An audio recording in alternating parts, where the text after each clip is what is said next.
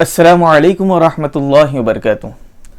میرے محترم ناظرین، جیسے کہ ہم کو اس بات کا علم ہے کہ رمضان ہے، رمضان میں رسول اللہ صلی اللہ علیہ وسلم اور خدا تعالیٰ کے ارشادات سے اس بات کا بخوبی پتہ چلتا ہے کہ رمضان میں اللہ تعالیٰ کی خصوصی عنایتیں ہوتی ہیں۔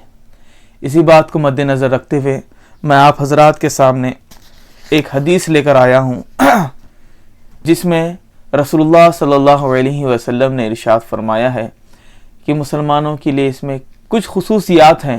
وہ کیا خصوصیات ہیں؟ چلو آئیے ہم دیکھتے ہیں۔ سیدنا حضرت ابو ہریرہ رضی اللہ تعالیٰ عنہ سے مروی ہے کہ نبی کریم صلی اللہ علیہ وسلم نے ارشاد فرمایا کہ میری امت کو رمضان المبارک میں 5 ایسی امتیازی خوبیاں عطا ہوئی ہیں جو اور کسی امت کو عطا نہیں ہوئی، وہ درج ذیل ہے۔ نمبر 1 ہے، روزے دار کے منہ کی بو اللہ کے نزدیک مشک سے زیادہ پسندیدہ ہے۔ یعنی بندہ جب روزہ رکھے گا اور بھوک اور پیاس کی وجہ سے اس کا جو منہ ہے وہ سوکھ جاتا ہے، سوکھنے کی وجہ سے پانی منہ میں نہ جانے کی وجہ سے ایک قسم کی بدبو پیدا ہوتی ہے، تو وہ بھی اللہ تعالیٰ کو بہت محبوب ہے، یہاں تک کہ مشک سے زیادہ محبوب ہے، لہٰذا وہ بدبو کو معیوب نہ سمجھے۔ نمبر 2، ان کے لیے سمندر کی مچھلیاں افطار کے وقت تک استغفار کرتی رہتی ہیں۔ یعنی سمندر میں رہنے والی جو مچھلیاں ہیں، روزے دار کے لیے اس کے گناہوں سے معافی کے لیے اللہ سے مغفرت کرتے رہتی ہے کہ اے اللہ اس روزے دار کی تو مغفرت فرما۔ نمبر 3 ہے، اور اللہ تعالیٰ ہر روز اپنے جنت کو آراستہ کر کے فرماتے ہیں کہ ان قریب میرے نیک بندے دنیا کی مشقت اپنے اوپر سے پھینک کر تیری طرف آئیں گے۔ یعنی اللہ تعالیٰ جنت کو مزین کرتے ہیں، تیار کرتے ہیں اپنے بندوں کے لیے، ان بندوں کے لیے جنہوں نے مشقت کی ہے، روزہ رکھ کر اللہ کے لیے بھوکا رہے، اللہ کے لیے پیاسا رہے، پانی رہنے کے باوجود اللہ کے لیے پیاسے، کھانا کے رہنے کے باوجود بھی اللہ کے لیے بھوکے رہے، اس لیے رہے تاکہ وہ اللہ کے خوف کا اپنے اندر داخل کر سکے، وہ متقی بن سکے۔ تو اللہ تعالیٰ ایسے لوگوں کے لیے جنت کو آراستہ کر رہے ہیں۔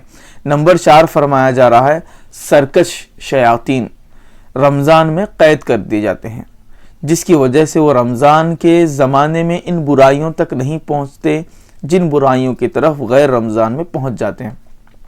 یعنی سرکش شیاطین یعنی نافرمان شیاطین جو انسانوں کے دلوں میں وسوسے ڈالتے ہیں، جو انسانوں کو گمراہی کی طرف لے کر جاتے ہیں، ایسے شیاطین کو اللہ تعالیٰ قید و بند کی صحبتیں جھیلنے پر مجبور کرتے ہیں، ان کو پکڑ کر قید کیا جاتا ہے تاکہ مسلمان بآسانی روزے رہ سکے، اللہ کے خوف کی طرف آ سکے، اللہ کی امید کی طرف آ سکے۔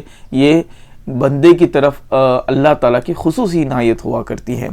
مزید 5ویں جو عنایت ہے اللہ کی طرف سے، خصوصیت ہے، اور رمضان کی آخری رات میں ان کے لیے مغفرت کا فیصلہ کیا جاتا ہے۔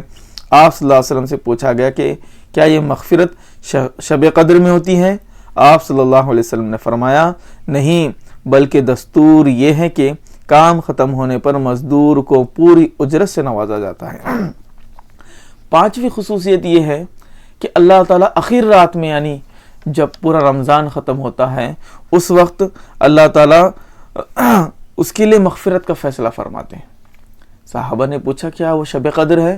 تو رسول اللہ صلی اللہ علیہ وسلم نے کہا نہیں، اس رات کی الگ سے فضیلت ہوگی، لیکن تمام روزے رکھ کر جب بندہ آخر میں پہنچے گا تو اللہ تعالیٰ اعلان کرے گا، یہ اس کی مغفرت کا اعلان کرے گا۔